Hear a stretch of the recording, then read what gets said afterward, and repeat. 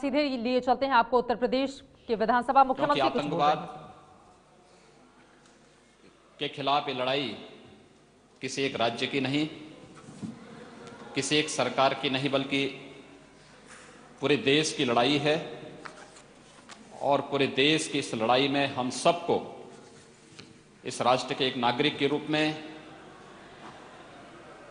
सहयोग करना चाहिए, जिससे इस देश से आतंकवाद का नामो निशान मिट सके और इस देश का हर नागरिक अपने आप को सुरक्षित महसूस कर सके। महोदय, इस घटना के तत्काल बाद हम लोगों ने उत्तर प्रदेश के गृह मंत्रालय की एक आवश्यक बैठक रात्रि में ही की है। सावन का महीना वैसे भी काफी महत्वपूर्ण महीना है, एक पवित्र मास है।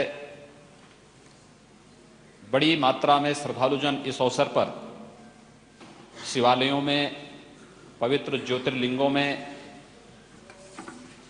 जलाभिषेक का कार्यक्रम करते हैं और उत्तर प्रदेश में भी इस अवसर पर लाखों की संख्या में श्रद्धालुजन इस धार्मिक आयोजन में सम्मिलित होते हैं।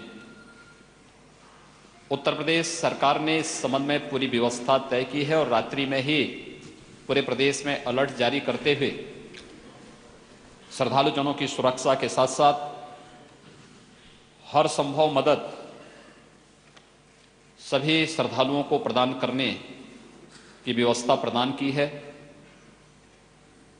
हम लोगों ने इस संबंध में कावड़ यात्रा पर जाने वाले श्रद्धालुओं से भी कुछ अपील की है। खासतौर पर यह देखा जाता है कि जहां भीड़ भाड़ होती है, समूह इकट्ठा होता है, तो वहां पर कुछ शरारती तत्व उसका लाभ उठा करके कोई भी ऐसी घटना घटित कर सकते हैं जिससे जो न केवल सुरक्षा के लिए अपितु कानून व्यवस्था के लिए भी गंभीर संकट पैदा कर सकता हो। इसके बारे में अलर्ट जारी किया गया है और सावधानी बरतने के लिए भी कहा गया है।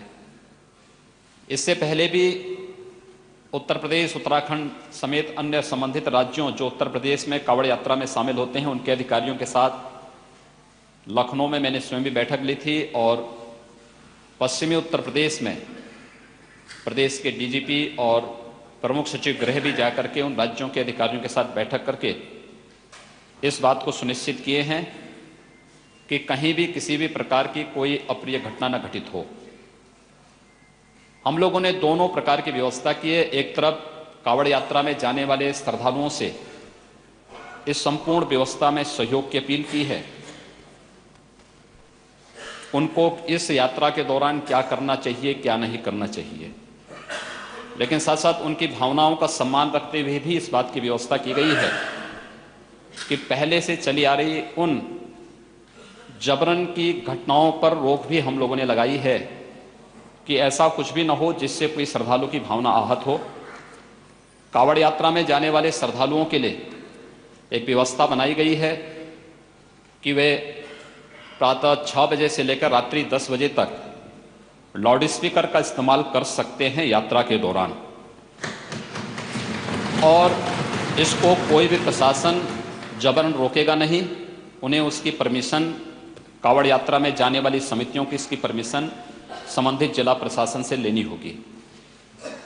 साथ साथ उनसे यह भी आग्रह किया गया, अपील की गई है कि सभी कावड़ यात्रा में जाने वाले श्रद्धालु अपना आईडी प्रूफ अपने साथ रखें, जिससे किसी भी प्रकार की उसमें अगर पहचान का कोई संकट न हो, क्योंकि अगर कहीं पर कोई त्वरित कार्रवाई करनी हो सुरक्षा बलों को, तो उस समय पहचान का कोई संकट किसी के सामने ना आने पाए। इस दृष्टि से इस प्रकार की भी अपील उनसे की गई है। खासतौर पर ये यात्रा पूरे प्रदेश के अंदर, पश्चिमी उत्तर प्रदेश में भी, पूर्वी उत्तर प्रदेश में भी और प्रदेश के अन्य भागों में भी हर जगह लाखों की संख्या में श्रद्धालुजन शिवालयों में जलाभिषेक करने के लिए जा रहे हैं। पवित्र जो ज्योतिर्लिंग हैं उनमें जलाभिषेक करने के लिए जा रहे हैं। उनकी सुरक्षा और पूरी सतर्कता प्रदेश सरकार के द्वारा इस संबंध में बरती गई है। मैं आज के इस अवसर पर एक बार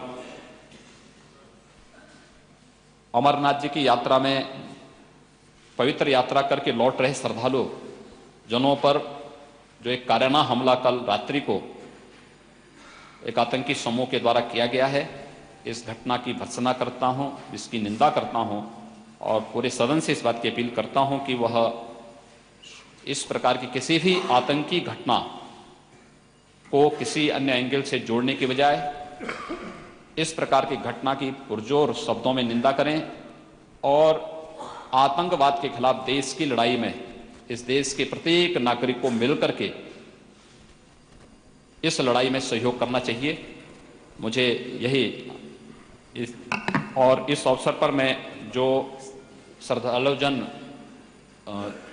कल की आतंकी घटना के शिकार हुए हैं उनके प्रति विनम्र श्रद्धांजलि व्यक्त करता हूं।